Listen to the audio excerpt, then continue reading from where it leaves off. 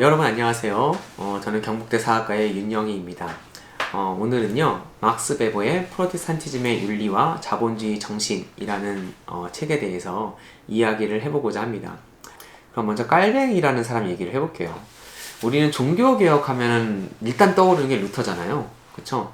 루터 물론 중요합니다. 루터의 가장 중요한 업적은 일단 살아남은 거예요.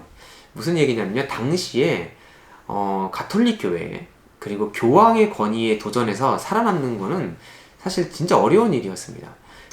이에 비해 종교개혁의 2세대라고 할 수 있는 깔뱅은요, 좀 시간이 흐른 뒤의 사람이기 때문에 프로테스탄트 교회가 본질적인 측면에서 가톨릭과 같이 갈 수 없다고 보았기 때문에 프로테스탄트 교회를 정립했고, 더 나아가 프로테스탄트의 신학을 정립한 사람입니다.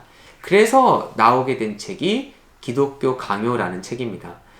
이 책 또한 정말 어렵고 제가 설명할 엄두가 안 날 정도로 어려운데, 여러분이 아마 혹시 깔뱅을 아신다면은 그의 예정설을 한번 들어봤을 텐데, 이 예정설이 바로 이 기독교 강요에서 나옵니다. 예정설은요, 상당히 논란의 여지가 많이 있습니다. 모든 기독교, 개신교 교파가 받아들이는 것도 아니에요. 무슨 얘기냐면은, 내용은 이렇습니다. 인간의 구원 여부를 신이 미리 알고 있고 또 정했다는 것이죠. 좀 더 정확히는 신이 구원받을 인간을 불렀다는 그런 의미이죠. 그런데 흥미롭게도요, 막스 베버는 이 지점에 주목해서 서구 자본주의 정신의 뿌리를, 즉 프로테스탄티즘의 정신을 바로 이 깔뱅주의, 그 중에서도 이 예정설에서 찾았습니다. 예정설에 따르면 신이 이미 구원받을 사람을 정해냈죠. 그쵸? 근데 인간 입장에서는 좀 궁금하잖아요. 내가 구원받을 사람인지. 그런데 이거를 알 수 있는 힌트를 얻을 수 있는 방법이 있습니다. 뭐냐면, 사실 예정설에 따르면 예정설을 우리가 조금 넓게 볼 필요가 있어요. 예정설은 신이 인간을 불렀다는 의미예요. 즉 불렀으니까 구원도 받죠. 하지만 신이 정확히 얘기하면 세상에서 내가 어떻게 살아야 될지 불렀다는 그런 의미이죠. 조금 넓게 볼 필요가 있습니다. 깔뱅주의가 퍼진 곳에서는 자신의 직업을 신의 소명과 동일시하는 분위기가 성립되어 있었어요.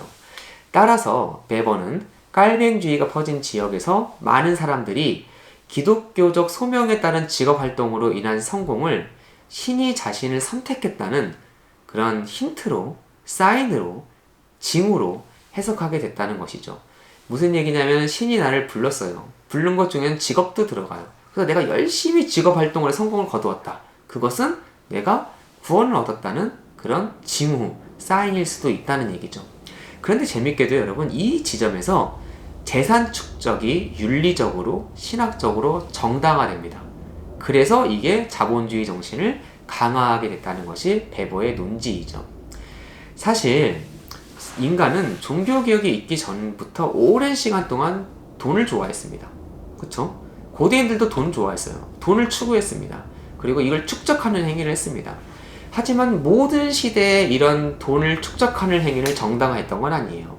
지금 21세기 한국 사회도 우리가 약간은 부자들의 윤리성을 문제 삼잖아요.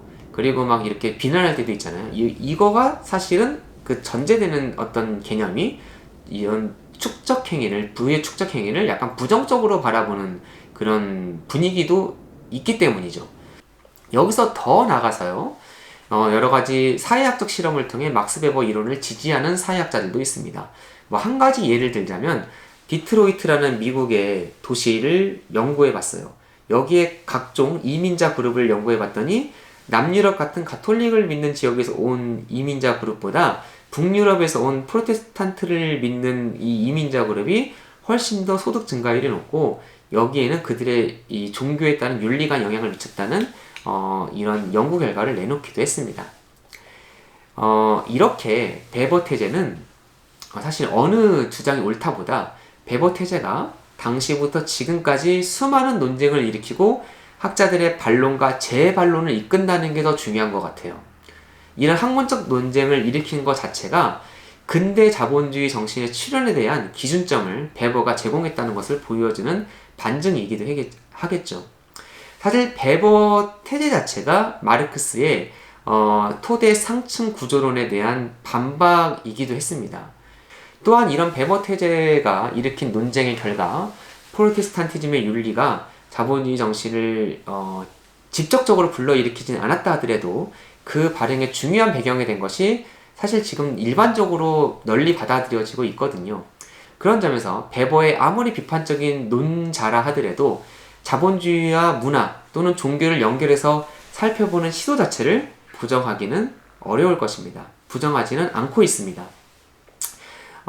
오랜 시간 역사 속에서 상반되어 보였던 종교적 신념과 재산 축적을 대립적 관계가 아닌 상호 보완적 관계로 재해석하게 된 것은 분명 막스 베버의 퇴제 이후 우리가 받아들이게 된 어떤 그런 저의 해석은 저의 짧은 강의는 여기까지고요.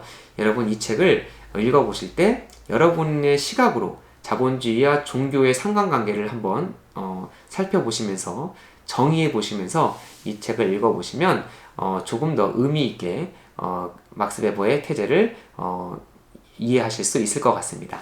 네, 여러분 여기까지 들어주셔서 감사합니다.